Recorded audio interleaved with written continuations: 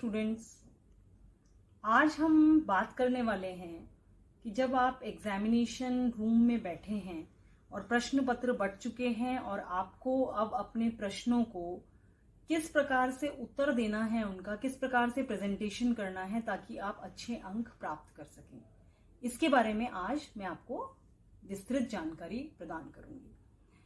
तो सबसे पहले जैसे ही प्रश्न पत्र आपके पास आता है, आप प्रश्न पत्र को पूरा अच्छे से क्वेश्चंस पढ़िए। उसमें से जब आप सारे क्वेश्चंस पढ़ लेंगे तो आप केपेबल होंगे उसमें से कुछ क्वेश्चंस को सेलेक्ट करने के लिए जो कि आपको आते हैं।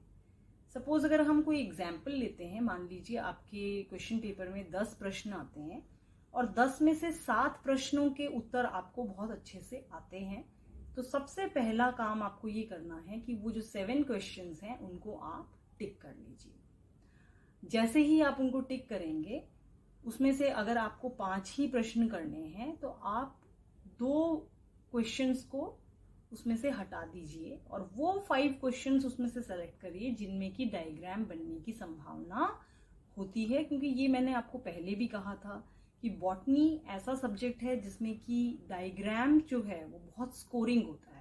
अगर आप सही डायग्राम बनाते हैं, इसका मतलब एग्जामिनर को लगता है, पता चल जाता है उसे कि आपको इस प्रश्न का उत्तर आता है।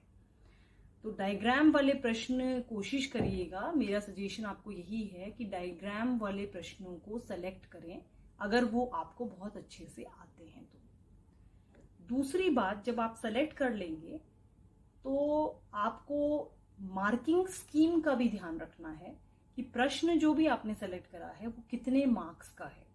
उसी प्रकार से आपको उसमें डायग्राम बनाने होंगे मार्किंग स्कीम के अकॉर्डिंग, और उसी प्रकार से आपको उसका राइटिंग मटेरियल लिखना होगा वहां पर।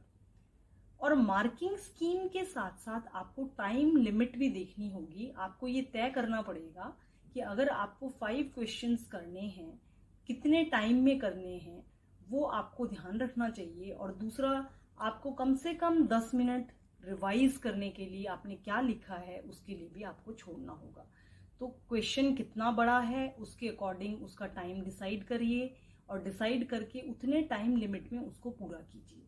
क्योंकि अगर आप एक ही क्वेश्चन में आंसर देंगे तो एग्जामिनर सिर्फ एक ही क्वेश्चन के नंबर आपको दे सकता है। अगर आपका कोई क्वेश्चन छूट गया तो उसमें आपको मार्क्स नहीं मिलेंगे। तो आपको टाइम लिमिट का ध्यान जरूर रखना है। नेक्स्ट पॉइंट है कि जब आपने डिसाइड कर लिया, टाइम लिमिट भी देख लिया, आपने ये भी डिसाइड कर लिया कि ये प्रश्न कितने मार्क्स का है और आपको कितना लिखना है, उसके बाद सबसे पहले जब आप उत्तर देना शुरू करेंगे तो सबसे पहले उससे जो भी रिलेटेड डायग्राम है उस प्रश्न से, वो डायग्राम आपको सबसे पहले बनाना चाहिए। मतलब राइटिंग करने से पहले, आंसर देने से पहले सबसे पहले उसका आप डायग्राम बनाइए।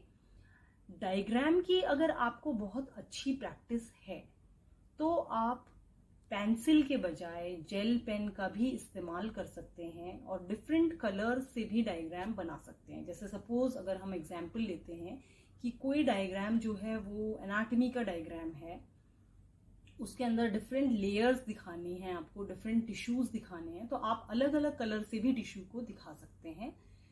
रेड कलर को छोड़ के आप किसी भी प्रकार के कलर का इस्तेमाल कर सकते हैं। लेकिन अगर आप डायग्राम में श्योर नहीं हैं कि आपकी प्रैक्टिस बहुत अच्छी नहीं है, आपको मिटाना पड़ सकता है डायग्राम को, तो फिर आपको पेंसिल से ही डायग्राम बनाना चाहिए, वो भी अच्छा रहेगा, उसमें कोई दिक्कत नहीं होती। लेकिन पेन से जब आप डायग्राम बनाते हैं तो थोड़ा ज्यादा इंप्रेसिव लगता है। उसके बाद डायग्राम बनाने के बाद आपको उसकी हेडिंग जरूर डालनी चाहिए। आपने जो भी डायग्राम बनाया है, मान लीजिए एनाटॉमी का बनाया है या कोई साइकस का बनाया है, तो आपको उसमें लिखना पड़ेगा कि ये साइकस का ओव्यूल है या एनाटॉमी में ये टीएस ऑफ स्टेम है। क्योंकि एग्जामिनर को आपको ये चीज दर्शानी है कि आपको पता है, तो इसलिए आपको हेडिंग भी डालनी है, प्लस डायग्राम को वेल लेबल्ड डायग्राम आपको बनाना है। मतलब प्रॉपर लेबलिंग भी डायग्राम की होनी चाहिए, वो एक इम्पॉर्टेंट क्राइटेरिया है आपके मार्क्स के लिए। अब जब आपने डायग्राम बना लिया है तब आपको अब इसके बाद राइटिंग मटेरियल पे ध्यान देना है। तो जो भी राइटिंग आप करते हैं, उस क्वेश्चन के अंदर जो भी आंसर आपको लिखना है, वो राइटिंग जो है वो आपकी पॉइंट्स में होनी चाहिए। स्टेप बाय स्टेप होनी चाहिए, क्योंकि जब आप पॉइंट्स में आंसर लिखते हैं तो उसको पढ़ना और समझना आसान हो जाता है। और जैसा कि मैंने आपको पहले भी कहा था कि जब आप पॉइंट्स में आंसर लिखते हैं और उसको याद भी आपने उसी तरीके से किया है, तो याद करने में भी पॉइंट्स आसान होते हैं। पॉइंट्स में आंसर लिखने के बाद अगर आपको ऐसा लगता है कि इन पॉइंट्स में कुछ एक शब्द या कुछ एक सेंटेंस ऐसे हैं जो कि बहुत इंपॉर्टेंट है, जो कि जेस्ट है इस आंसर का, जो कि समरी है इस आंसर की, तो आप उसको भी अंडरलाइन करना न भूलें, उसको भी आप अंडरलाइन करिए। क्योंकि एग्जामिनर जब भी देखता है तो हाईलाइटेड चीज, अगर आपके सामने भी कोई कॉपी आती है जिसमें कि आपको अंडरलाइन करके कोई चीज दर्शाई गई है, बहुत अच्छे से डायग्राम से रिप्रेजेंटेशन किया गया है, तो आपका ध्यान भी उस ओर आकर्षित होता है और आप नंबर दिए बिना नहीं रह पाते हैं। तो ये चीज आपको ध्यान रखनी है। लास्ट में एक बात मैं ये कहना चाहूंगी कि आपने अपने प्रश्न सारे कर लिए। सपोज ऐसा होता है कि मान लीजिए आपको कोई प्रश्न का उत्तर नहीं आ रहा है, 5 प्रश्न करने थे लेकिन आपने 4 तो बहुत अच्छे से किए, लेकिन 5वां प्रश्न आपको नहीं आता था, तो आप उसको प्लीज छोड़िए मत, क्योंकि आपने अगर प्रश्न छोड़ दिया तो उसमें आपको कोई भी अंक प्राप्त नहीं होगा।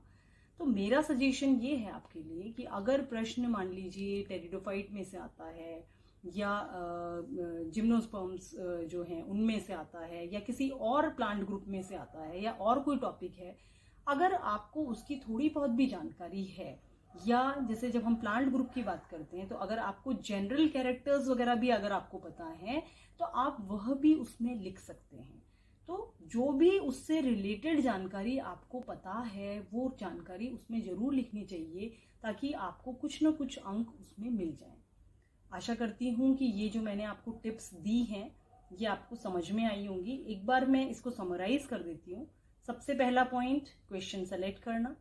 दूसरा पॉइंट, सेलेक्टेड क्वेश्चन में से वो क्वेश्चन चूज करना जिनमें डायग्राम बन सकते हैं। तीसरा पॉइंट, सबसे पहले डायग्राम बनाइए। डायग्राम कलर्ड होते हैं तो ज्यादा अच्छे लगते हैं। राइटिंग मटेरियल जो है वो आपको लिखना है डायग्राम के बाद, और राइटिंग मटेरियल में भी जो भी इंपॉर्टेंट है उसको आप अंडरलाइन करिए। डायग्राम जो है वो लेबल्ड होना चाहिए, हेडिंग उसमें होनी चाहिए। हाँ, एक बात और मैं थोड़ा सा मिस कर गई इसे बताना कि बॉटनिकल नेम जितने भी आते हैं उनको भी आप अंडरलाइन करिए, क्योंकि बॉटनिकल नेम इटैलिक्स में लिखे हुए होते हैं बुक्स में, तो हम इटैलिक्स तो यहाँ नहीं लिख सकते, लेकिन उसको हमें अंडरलाइन करना है क्योंकि वो जनरली लैटिन वर्ड्स होते हैं। तो लैटिन वर्ड्स को हम या बॉटनिकल नेम्स को हम हमेशा अंडरलाइन करते हैं। इन्हीं बातों का अगर आप ध्यान रखेंगे तो मुझे पूरा विश्वास है कि आप बहुत अच्छे अंक प्राप्त करेंगे। और all the best for your exams. Thank you so much.